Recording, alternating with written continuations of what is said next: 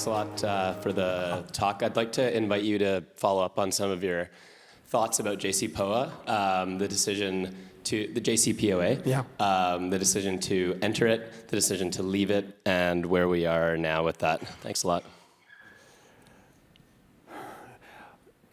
I think it's pretty moribund right now. There's a long history, of course. The Obama administration wanted to do this.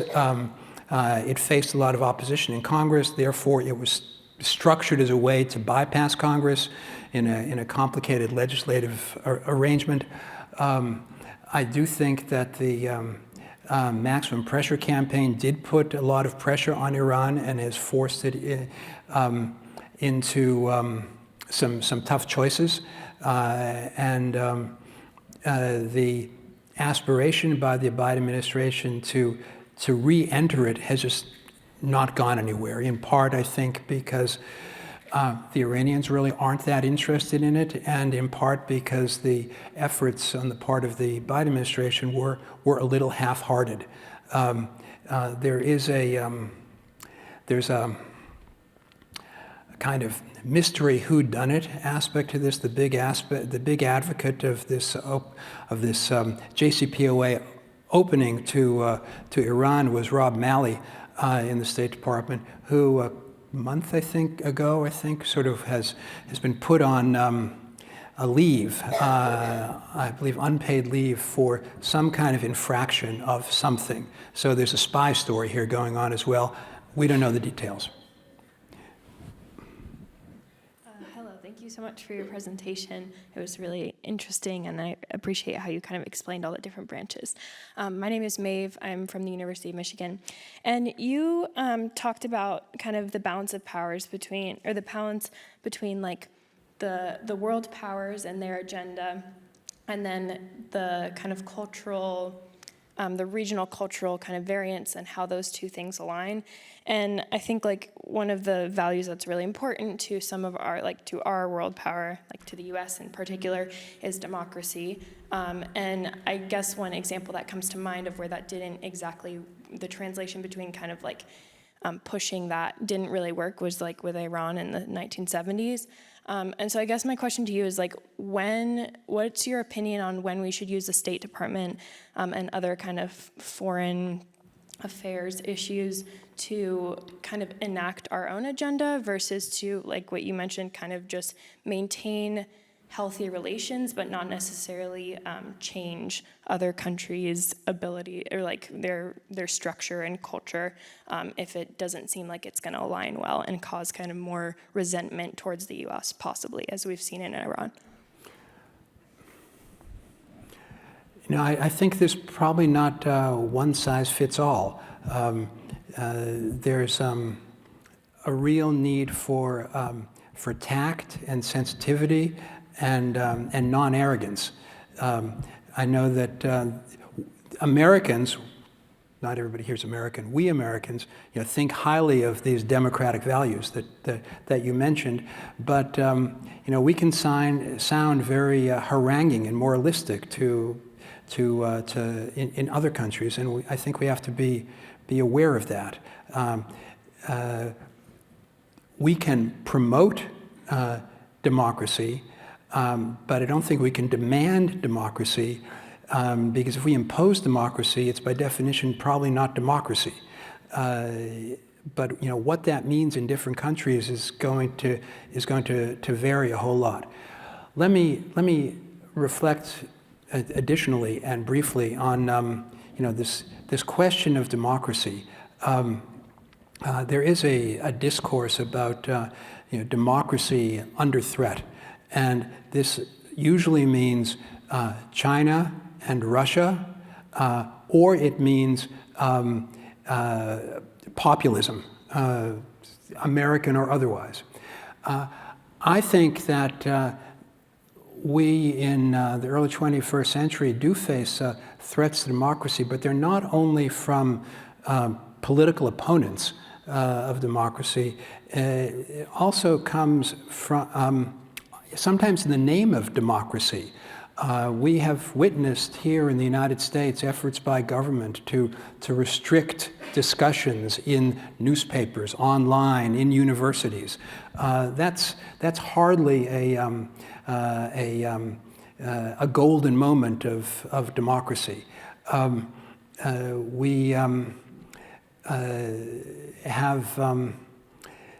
There seems to be a fear of open discussion, and therefore government tries to manage it. There is nefarious disinformation, and government should try to figure out what's going on, but I think it oversteps. Also, what we see is, in many countries, a rule by executive authority. Bypassing the legislature, the JCPOA, for example, that should have been ratified or not by the Senate, but it wasn't even put up for a vote there in that sense. I think the controversial retirement age discussion in France was also bypassed the legislature in a significant way. So there are threats to democracy, but they also are inside the so-called democratic systems and not only on the outside. The Palestinian Authority is struggling mightily right now, and a lot of it is probably because of its own missteps. But I think it was telling that Mahmoud Abbas actually visited China a couple months ago, which I think took a lot of folks by surprise. Do you expect China to play an increasing role in the Palestinian-Israeli problem, and is that perhaps where their next battleground is diplomatically in the Middle East? I think the Chinese are trying to insert themselves diplomatically in the Middle East in general. Whether they want to insert themselves into the Israel-Palestine debate is really a question for them. I could see a reason to do it, as in the Iran-Saudi rapprochement, if that's the right word. But I could also think that people in Beijing say, you know what, this is going to be intractable for us too. Let's try to get involved in a problem we can solve than a problem that we can't solve. But I think the point of your question is actually right on. If the United States pivots away, somebody else is going to pivot in, and it's likely to be China or it'll be Russia. I wrote in the wake of the Saudi-Iran deal that the United States might wake up one morning and see that it is indeed China who resolves Israel-Palestine. And that would be tectonic because of the close relationship between Israel and the United States. But that relationship has not always been the case, as I mentioned before, and it would not necessarily have to be the case. I think most Israelis would say, oh no, that would never change. But if the United States pulls out of a region, everything's up for grabs.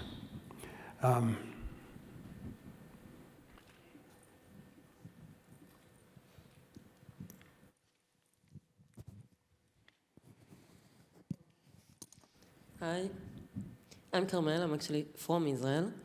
And I wanted to ask you, I work for SolarEdge, that you probably know. It's an Israeli-based company listed in the US, recently started to work officially in Saudi Arabia. And what role do you think the private sector can play in those foreign relations in the Middle East and in the Gulf area? Okay, I understood the last part about private sector. I didn't understand the first part. That's basically the question. So, what the role the private sector can play in the foreign relations in the Middle East and the Gulf area? That's a great question because it puts on the table what do we mean by foreign policy and foreign relations. By foreign policy, I meant what the state does. And in the United States, that's complicated by the fact that, well, there's the executive, there's the Congress, they can be at odds with each other. But then there are also all sorts of organizations in civil society, from NGOs to lobbies, that contribute to foreign policy formation. And some of those lobbies will be informed by private sector interests.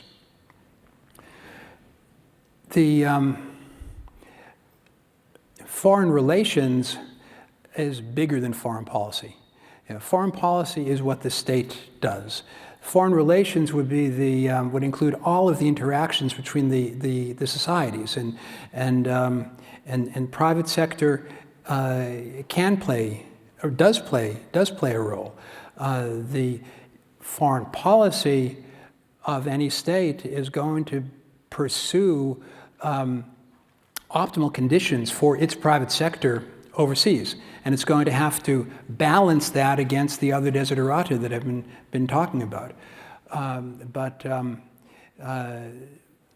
the extent that there's a prosperity divide in the world, one way the United States can contribute to ameliorating conditions in other countries is by private sector investment. No doubt.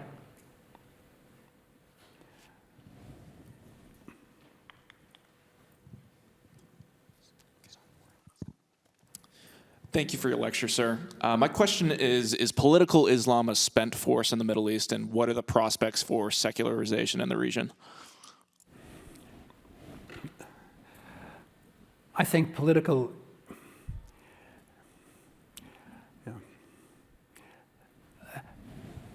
The short answer, yes. I guess I'd want to nuance that a whole lot. I think there are radical Islamists still who operate in parts of the Middle East. Actually, right now, more in the Sahel. It's more an Africa question than a Middle East question. I don't think that political Islam is thoroughly gone from the Middle East. In Egypt, for example, I'm pretty sure that the structure of the Muslim Brotherhood has been decimated, but there's probably a lot of sympathy for the content of its positions in parts of the population. So it could be mobilized again, although I'm not predicting that at this point. What I think is what's interesting about this moment is that if I'm right about what the signals from Tehran, we could be seeing the end of the Islamist extremist era that really began in the 1970s, and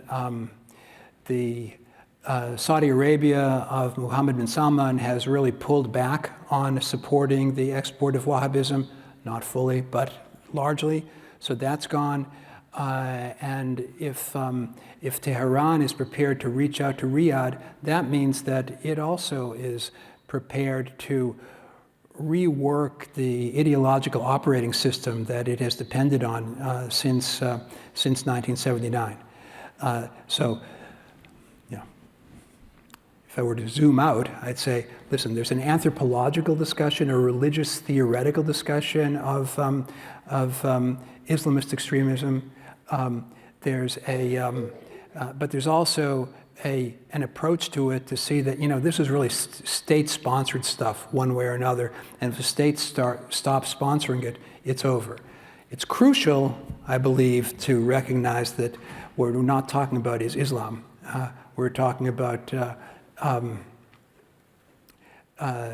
sectarian interpretations of Islam, the primary victims of which have often been Muslims. Thank you, Professor. I'm right here from the University of Washington. So my question is, given your expertise in German studies and European politics, what are some lessons that you can take away from that region towards foreign policy in the Middle East, if any?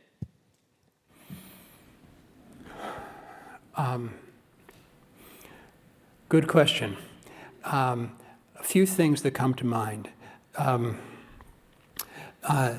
There can be profound transformations even when you don't expect them. In 1914 and 1918, the assumption in the world was that Germany was hopelessly imperial and could never become a democracy. And this was reinforced, of course, by the Hitler era. In the meantime, West Germany became a functioning liberal democracy with its own quirks, with its own characteristics. It's not the same as France or Britain, but it's a liberal democracy, and unified Germany is one as well. A century ago, bets were that Germans were hopelessly undemocratic, and Germans would have said, many Germans would have said, you know what, we're undemocratic and we're proud of it. We're not Western. I think the discourse about democracy being impossible in the Middle East is therefore subject to skepticism. I think that democracy is rare in the Middle East, but things can change rapidly. Things can change profoundly.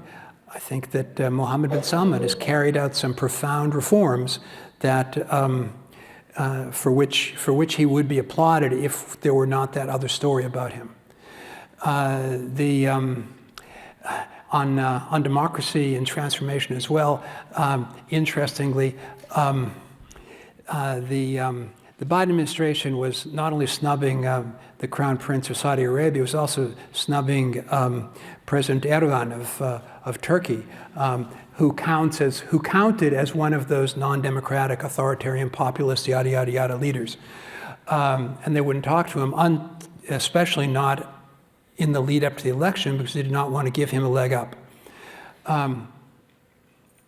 After he won, National Security Advisor Sullivan was prepared to talk with the Turks and was asked how come. He said, well, he won a democratic election. So things can change. That's one thing. The other thing is that there are always different national interests. The Western European story about the 20th century was that nationalism was the source of catastrophe, and therefore one has to overcome nationalism, national identity, national loyalties, enter the EU in order to guarantee peace and harmony. The East Europeans don't buy that story, but that's a whole other issue. I mention this now because in my observation of the EU, the Germans and the French, the Italians, the Spaniards, they all pursued their national interests just under the cover of the EU. This does not go away. This is the way humans are. We have our individual interests. And that's going to, I think that will apply in the Middle East as well. Saudi Arabia versus the other Gulf states, Egypt, surely, they all have their national interests in the context of a larger regional system. Thank you so much, Professor. Wondering if you might be able to explain a little bit about Afghanistan, perhaps. What were some of the lessons that may have been learned, or what in the future, how we can engage better, and what potentially could be our strategy going forward? You know, that's a real bitter question, because I think the biggest result of the Afghanistan war and the withdrawal is that there has been no national discussion about it. I mean, it's just stunning. I mean, 20 years, all the lives lost, all the resources spent, Americans and Afghans and all the other forces that were part of the coalition in Afghanistan. Then you have this dramatic debacle of a departure, and you know, not with a bang but a whimper. I would have expected congressional hearings where you pulled in all the generals one by one and said what went wrong, and we're not getting any of that. I mean, if there's a crisis of democracy, it's that we're not talking about the result of the Afghanistan war. That's the big takeaway. The other takeaway, I think, is to be cautious about mission creep. It was initially a post 9/11 response, going after Al-Qaeda, going after Al-Qaeda, became going after Taliban, and then it became a mission to revolutionize Afghan society. And that is something that we did not carry out and could not carry out. So I think our aspirations were too high. This goes back to the question about democracy and about values. We may be assured of our values. We may think that they're incontrovertible. I think they're all pretty well-meaning. But do we impose them on the rest of the world? It becomes very hard, because then what about the Afghan women who are saying, we want equality? Do we send U.S. troops in to give them equality or not? It's not as if we're in the same state structure as we were in the American Civil War, where northern troops are going into the same country in order to pursue the values of the nation. But this is a separate country. I see this very prominently in some of the Middle East responses to aspects of U.S. cultural policy, and someone asked about the private sector, U.S. film industry. There's a boycott of the Barbie film in some of the Middle East countries. For reasons of cultural values allegedly promoted by the film, which I have not seen and therefore will not comment on. Nonetheless, I can imagine that in cultural conservative parts of the world, some aspects of U.S. values are grating with a T. Should the U.S. embassy, should the U.S. consulates be out there promoting the most Hollywood of our values in cultural conservative sectors? Is that useful for the pursuit of American foreign policy? Flying the rainbow flag gets you a lot in Berlin. It gets you a whole lot less in Riyadh. And is that being hypocritical, or is that being pragmatic? I don't think there's a neat, easy answer to that.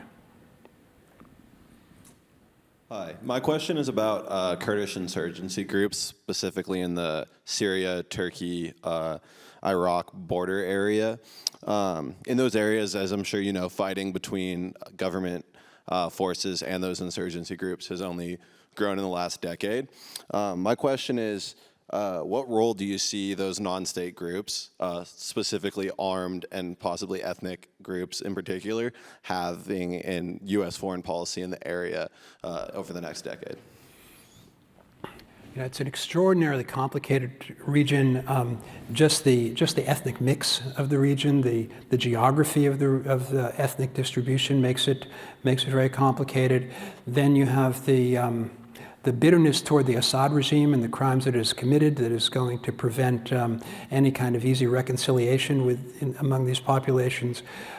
Some of these are really plugged into global jihadist networks, and then you have competition with Turkey, Syria, Iran. I don't have an easy solution to this. The United States has a stake in it because it does not want to, has a stake into it because global competition, doesn't want to cede it to Russia, has a stake in it values because it doesn't want to countenance the kind of human rights violations that the Assad regime has been carrying out. You can go online and see the clip of the killings in Tadmor, where just the Assad people are just lining people up at a pit and shooting them.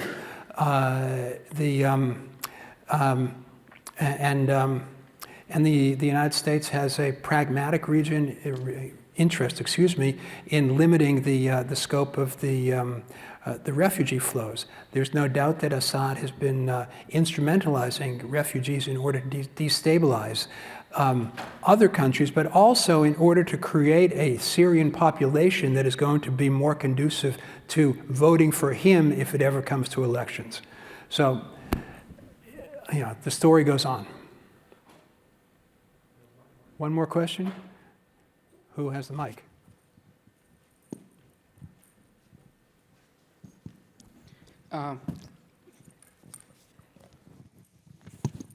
Thank you so much, Professor. My question is, what do you think about the evolving relationship between Saudi Arabia and Israel?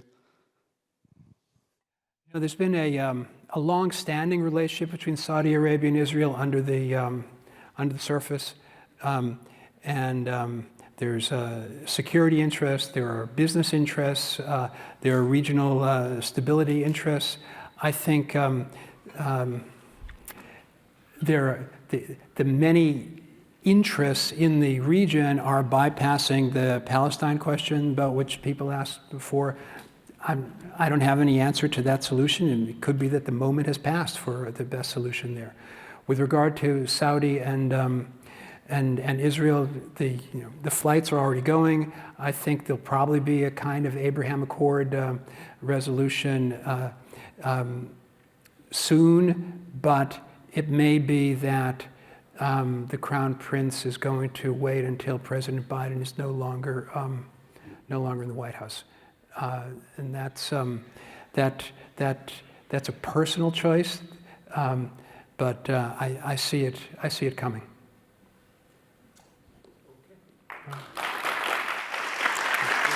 Sure.